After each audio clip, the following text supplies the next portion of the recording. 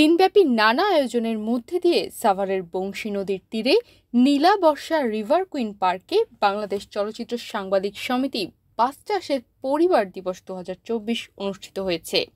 ওই দিন পরিবার নিয়ে আনন্দ উচ্ছ্বাসে মেতে ওঠেন বাস চাষ সদস্য ও সংস্কৃতি অঙ্গনের শিল্পী ও কলাকুশলীরা। অনুষ্ঠানে উপস্থিত ছিলেন খ্যাতিমান চলচ্চিত্র অভিনেত্রী আনোয়ার বেগম, বাস চাষের সাবেক সভাপতি আব্দুর রহমান, বর্তমান সভাপতি কামরুল হাসান দর্পণ, সাধারণ সম্পাদক রাহাত সাইফুল। এ সময় তার হাতে সম্মাননা স্মারক তুলে দেন।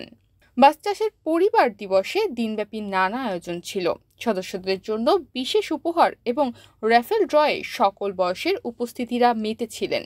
বিকালে মনোজ্ঞ সাংস্কৃতিক অনুষ্ঠান ছিল পরিবার দিবসের অন্যতম আকর্ষণ। এতে গান পরিবেশন করেন শ্রোতাপ্রিয় সঙ্গীত শিল্পী শায়রা রেজা, শাহনাজ রহমান স্বীকৃতি, অন্তর শোবিজের চেয়ারম্যান ও সঙ্গীত শিল্পী স্বপন চৌধুরী, দেশ খান সহ প্রমুখ। তাদের সুরের ঝংকারে মেতে ওঠেন বাস চাষ সদস্য ও হাজারো অতিথি।